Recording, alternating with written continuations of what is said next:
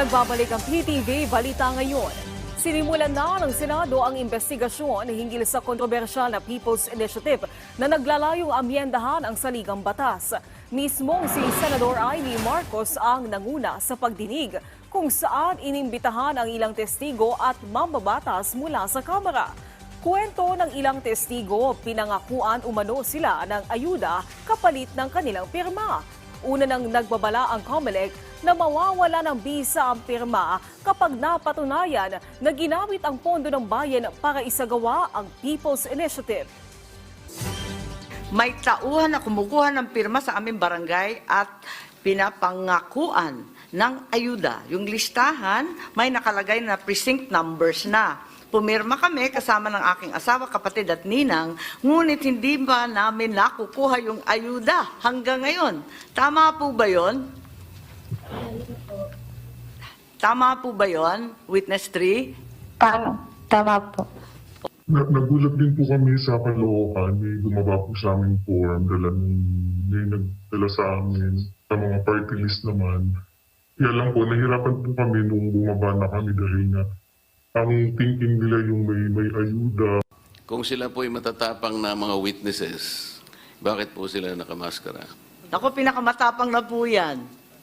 At yung iba talaga ayaw pumunta. Bakit po sila nakamaskara? Ang alam ko po sa matatapang na witnesses, talagang haharapin po nila lahat ng consequences.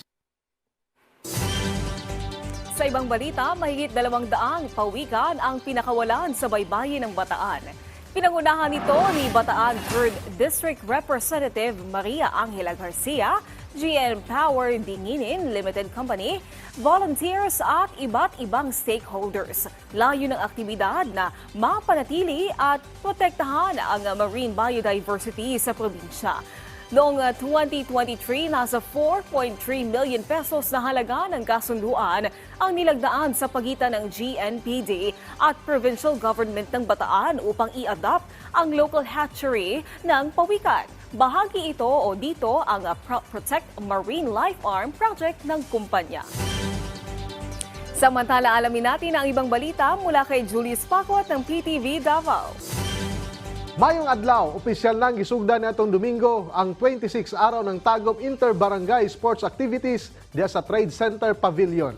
Hataw sa pagsayaw mga nirepresenta sa tagsa-tagsa ka mga barangay sa Zumba competition samtang ang mga maanyag mirampa ang mga Tagumenia Muses sa Muse Royalty. Mitambong usab ang pipila ka mga opisyal sa City Government of Tagum, ingon man ang mga opisyal sa barangay sa mga syudad.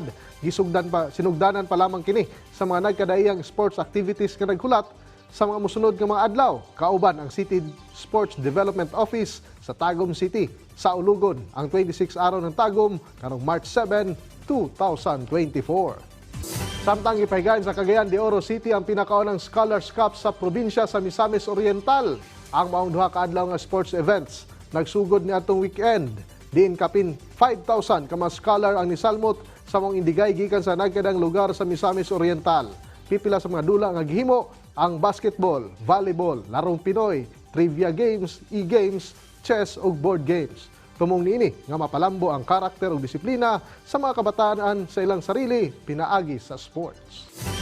Og mao kadtong mga nag-unang mga balita gikan dinhi sa PTV Davao. Ako si Julius Pakot. Mayong adlaw.